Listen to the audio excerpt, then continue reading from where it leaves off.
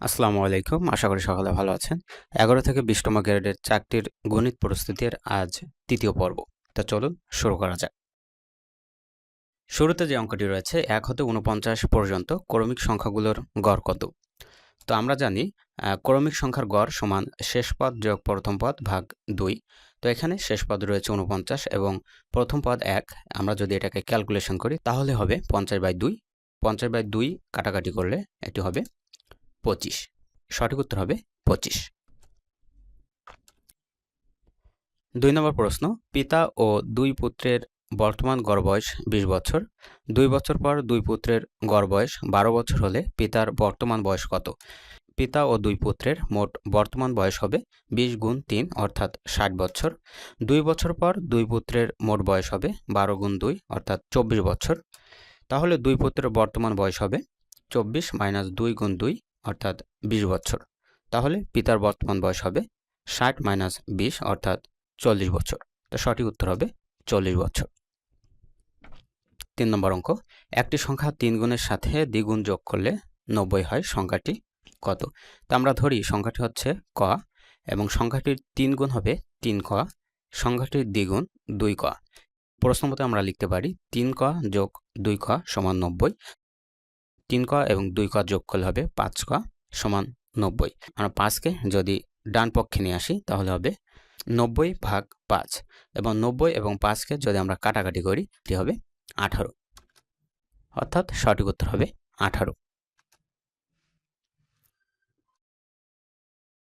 ৪ নম্বর প্রশ্ন, sec a plus tan a সমান 5/2 হলে sec a minus tan a সমান কত?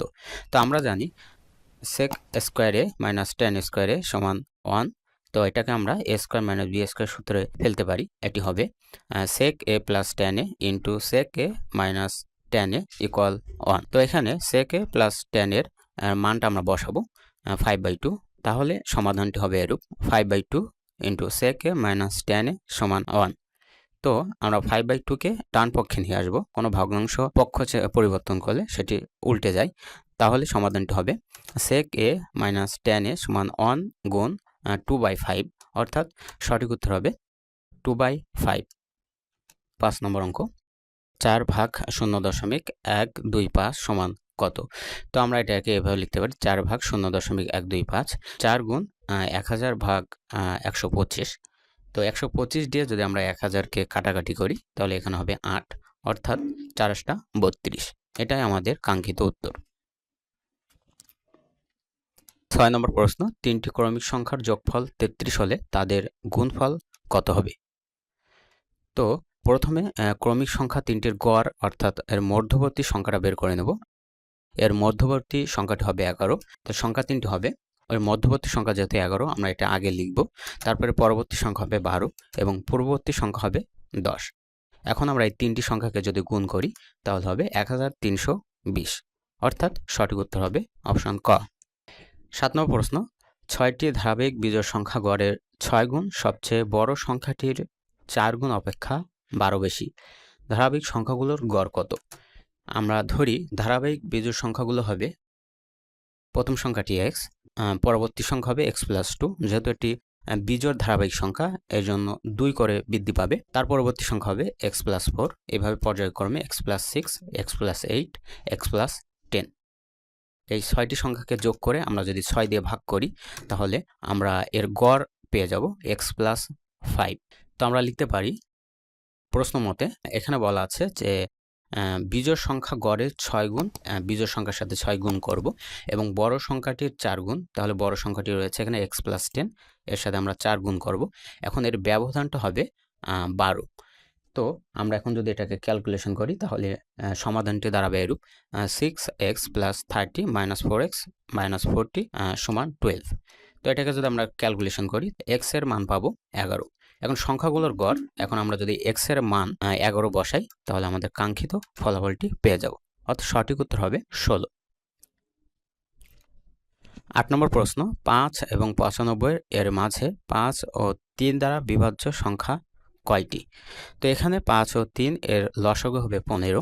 5 ও 3 দ্বারা বিভাজ্য সংখ্যাগুলো হবে 15 সমান বা তার থেকে বড় এবং 95 সমান অথবা তার থেকে ছোট।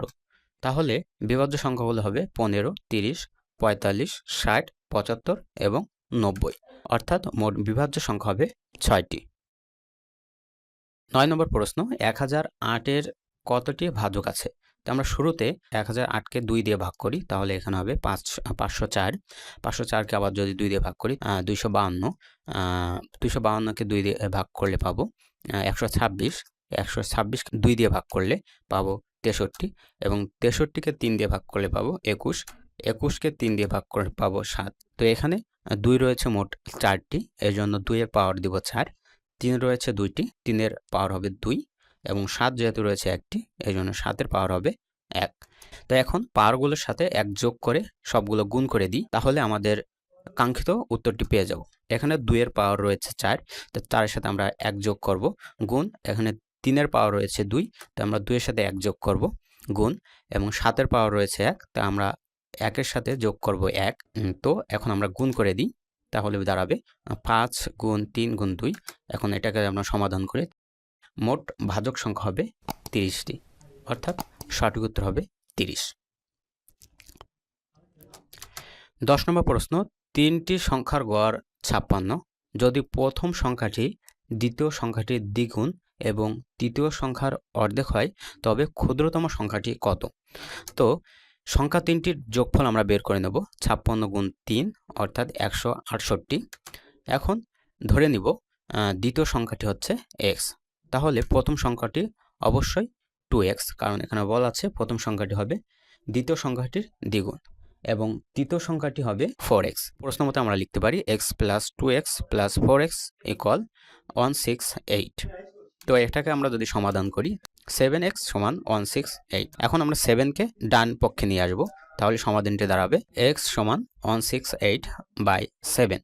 এখন এটাকে যদি আমরা কাটাকাটি করি তাহলে পাবো 24, অর্থাৎ x এর মান 24। এটাই আমাদের কাঙ্ক্ষিত উত্তর। সম্মানিত ভিউয়ার্স, আজ এই পর্যন্ত। ম্যাথের পরবর্তী পর্ব দেখার আমন্ত্রণ জানিয়ে এখানেই শেষ করছি। সকলে ভালো থাকবেন, সুস্থ থাকবেন। আল্লাহ হাফেজ।